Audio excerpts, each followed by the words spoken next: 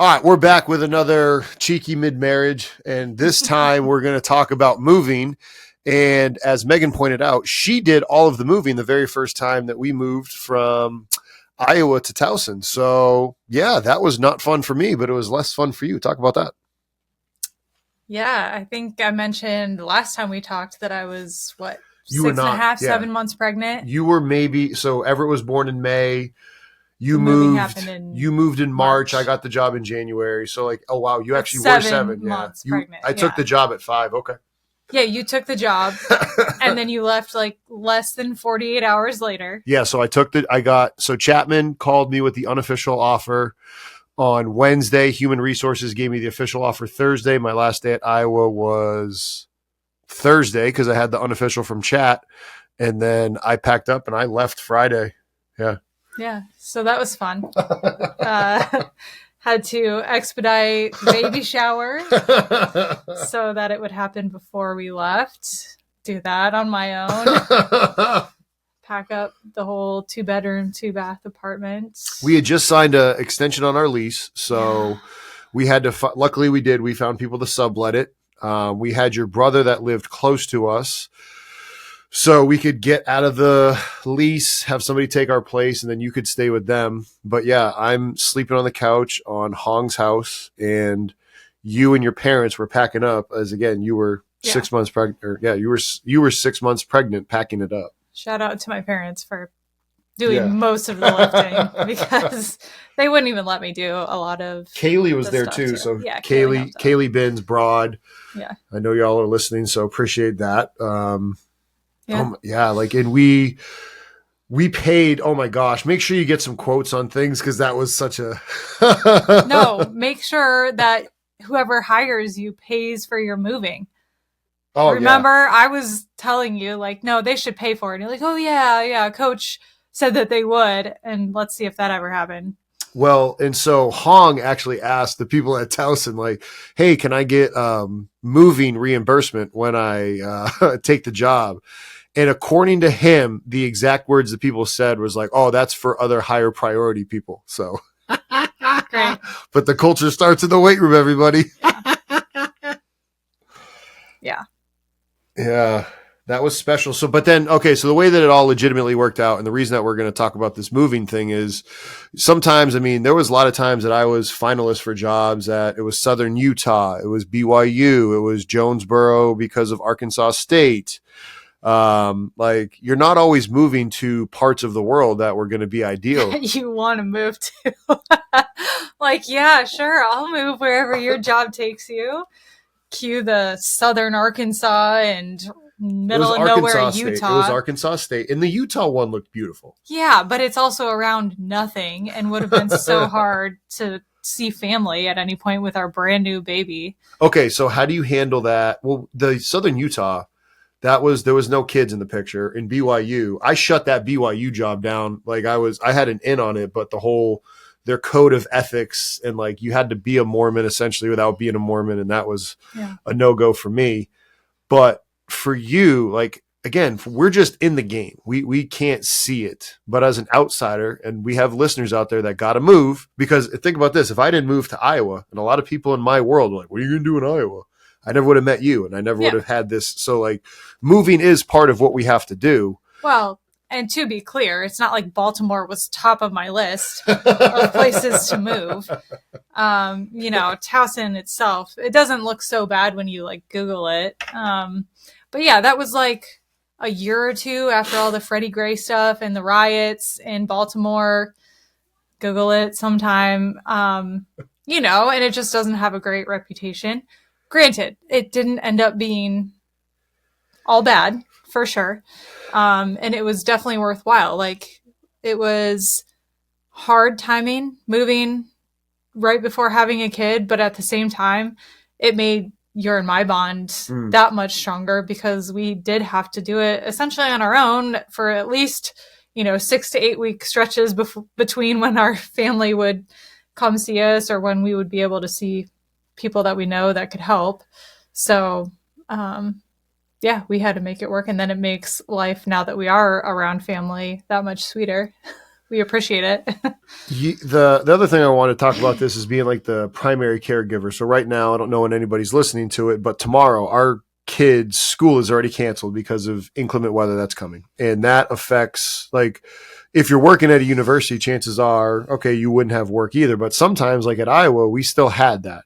The reason, what I'm trying to tee up is like this whole notion of, okay, when school stops, how do you be the primary caregiver, and understanding the difficulties that it is? Because I think some people hear like, oh, I'm a stay-at-home parent, I just do nothing, I sit with my feet up, I watch TV shows, and that could be furthest from the truth, especially when you first had Everett and Tate. And I don't think people understand how difficult surgery is for women with pregnancy. So talk about those, that duality in that role.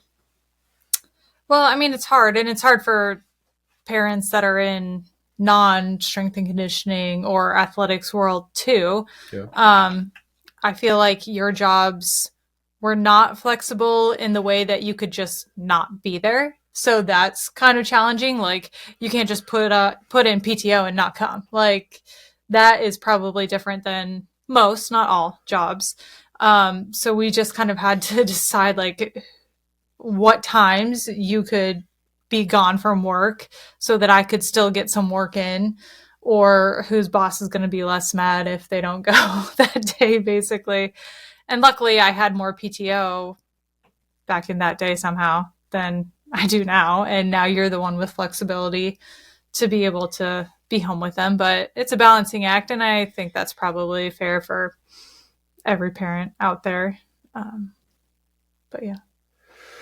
Yeah, I mean, being able to take care of the kiddos is something. I talked with a strength coach whose wife is going to be able to potentially move and get them in a really good job. And I was like, listen, if you can't find a strength coach job, just take a normal job for a little bit to be able to make ends meet so you can watch your kids grow up, because you're not going to get that time back. Like, it's something that doesn't get talked about as much. We talk about it with the 4 Ps: pay, personal life, career progression, sense of greater purpose. And that personal life, being able to see your kids and help raise them, I can't put enough of an emphasis on that. Yeah. And I mean, it's one of the reasons why I got out of athletics as an athletic trainer, because I knew ultimately, like, me being able to go to my own kids' sports in the evenings and on weekends rather than working at other people's, and that's not important and fulfilling to a degree, but it's just your personal priorities. And I'm sure there's plenty of coaches out there who are able to successfully have the personal life and, are involved in their kids' lives too. So you just need to be able to find the time when you can prioritize and execute, right? Is that how it goes? Amen. Sometimes within the world of moving, you have to not move and not do things. And one of the things that I don't think people know about our story is, you talked about being an AT. You had an opportunity to go to PA school at 2 different spots, and you had turned it down for family, right? Like, it was that important for us to get our family life up and running. I want to talk about that, because I know that there's strength coaches that sometimes move their family and don't always consider the things that they're giving up and their family gives up to go along with you. And kind of now the whole reason of, okay, I want to support you in your career now. Talk about, the thoughts of early in a career, early in a relationship, because I know we have some strength coaches in that spot. They're young, they're dating somebody, and they're trying to figure out if this is the one. Gosh, I don't know. I'm not sure. I took a gamble, folks. I put 100 on red without really knowing. Basically, I mean, I had a good feeling about you, obviously. I mean, I still remember the night we literally wrote out a pro-con list of should I or shouldn't I go to PA school. You're going to take the Chicago one, right?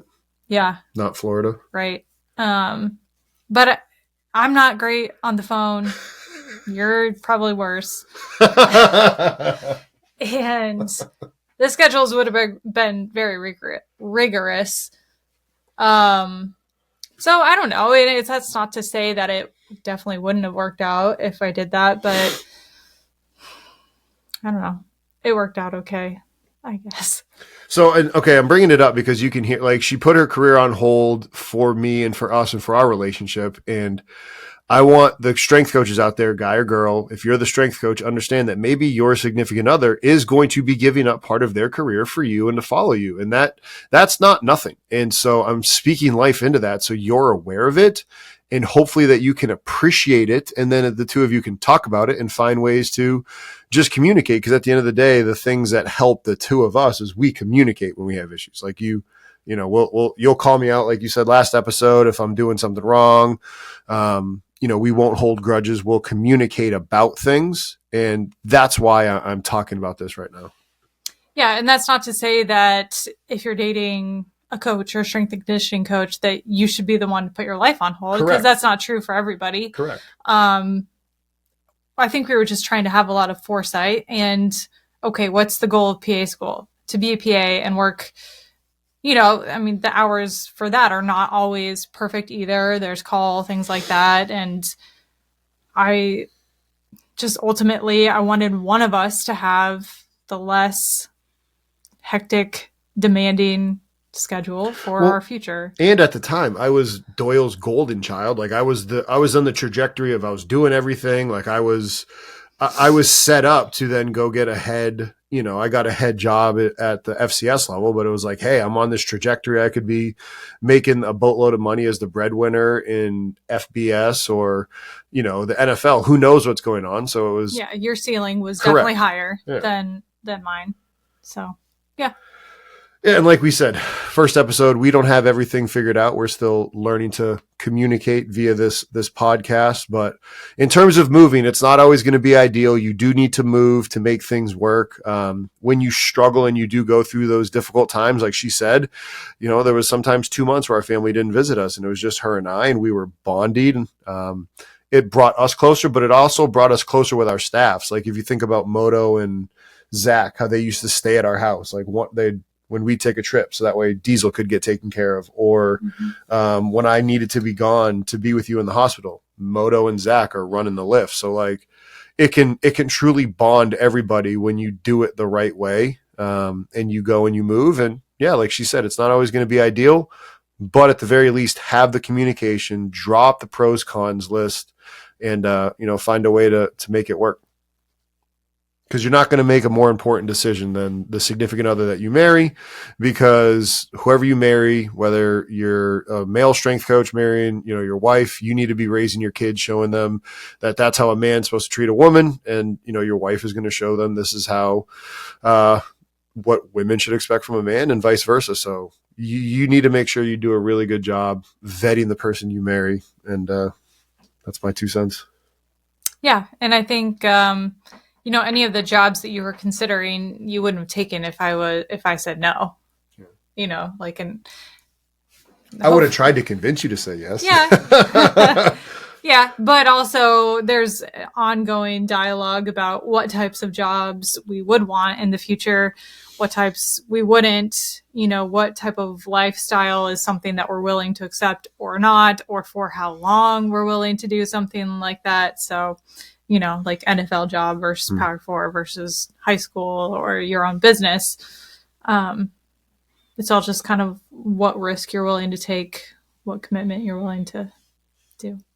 Speaking of commitment, we have other commitments. We got to get the kids fed before we're heading off to church here in 35 minutes. Our kids are playing. Yes, they're on their screens, but we do try to limit them a little bit. They're playing Madden and Mario Kart. So we're going to wrap this up, go punch into parent mode. Appreciate y'all for listening.